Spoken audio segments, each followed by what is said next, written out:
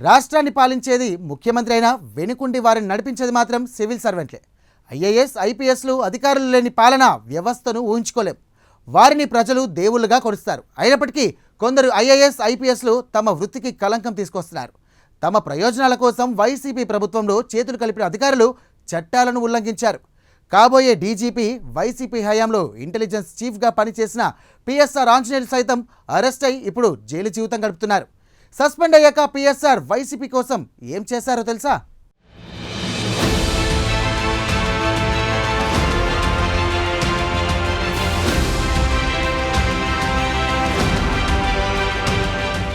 వైఎస్ఆర్సీపీ హయాంలో ముంబై నటి కాదంబరి జత్వానీపై నమోదైన అక్రమ కేసులో సీనియర్ ఐపీఎస్ అధికారి పిఎస్ఆర్ ఆంజనేయులను సిఐడి అధికారులు సుమారు 7 గంటల పాటు విచారించారు. జగన్ హయాంలో పిఎస్ఆర్ ఇంటెలిజెన్స్ చీఫ్ గా పనిచేశారు. జగన్ కు ఆయన అత్యంత సన్నిహితుడిగా వ్యవహరించారు. ప్రస్తుతం సస్పెన్షన్ లో ఉన్న ఆంజనేయులను సిఐడి కార్యాలయానికి తీసుకువచ్చి విచారించారు. పిఎస్ఆర్ తో పాటు కీలక పత్రాలు వెంట తెచ్చిన పోలీసులు ఆయనను పలు ఆధారాలు చూపించి ప్రశ్నించారు. వైఎస్ఆర్ కాంగ్రెస్ పార్టీకి చెందిన కుక్కల విద్యాసాగర్ కు సినీ నటి కాదంబరి జత్వానీ మధ్య ఓ వివాదం ఉంది. కుక్కల విద్యాసాగర్ కు చెందిన భూమిని తాను వేరే వ్యక్తులకు అమ్మాలని యత్నించానంటూ తనతో పాటు తన తల్లిదండ్రులపై తప్పుడు కేసులు పెట్టి అరెస్టు చేసి చిత్రహింసలకు గురి చేశారని జత్వానీ 2024 ఆగస్టు 30న విజయవాడ పోలీసులకు ఫిర్యాదు చేశారు. వైసీపీ నేత కుక్కల విద్యాసాగర్ ఇచ్చిన తప్పుడు ఫిర్యాదు ఆధారంగా కేసు పెట్టి తనతో పాటు తన తల్లిదండ్రులను అరెస్టు చేశారని ఫిబ్రవరి 2న నాపై ఫిర్యాదు చేస్తే అదే రోజు ముంబై వచ్చి నన్ను అరెస్ట్ చేశారు. 42 రోజుల పాటు జైల్లో పెట్టారు.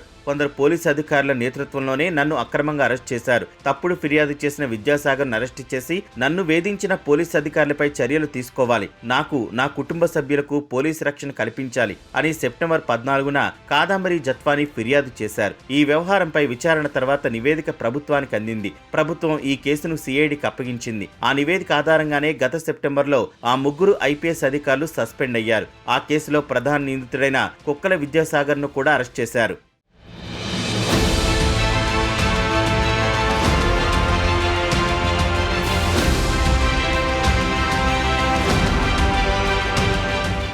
ఈ కేసులో కీలకంగా వ్యవహరించిన పిఎస్ఆర్ ఆంజనేయులను అధికారులు అరెస్ట్ చేసి న్యాయమూర్తి ఎదుట ప్రవేశపెట్టగా ఆయనకు న్యాయస్థానం రిమాండ్ విధించింది. వైసీపీ హయాంలో జత్వానీని 2 ఐపీఎస్ అధికారులు కాంతిరాణా టాటా, విశాల్ గున్ని ఇద్దరికి పిఎస్ఆర్ ఇచ్చిన గైడ్ లైన్స్ తోనే ఆ కేసును డీల్ చేసినట్టు విశాల్ గున్ని ప్రభుత్వానికి చెప్పినట్టు తేలింది. ఏపీ ప్రభుత్వ ఉద్యోగుల సంఘం అధ్యక్షుడిగా ఉన్న కేఆర్ సూర్యనారాయణను తుపాకీతో బెదిరించారని పిఎస్ఆర్ ఆంజనేయులపై గుంటూరు సిఐడి పిఎస్ లో మరో కేసు నమోదైంది.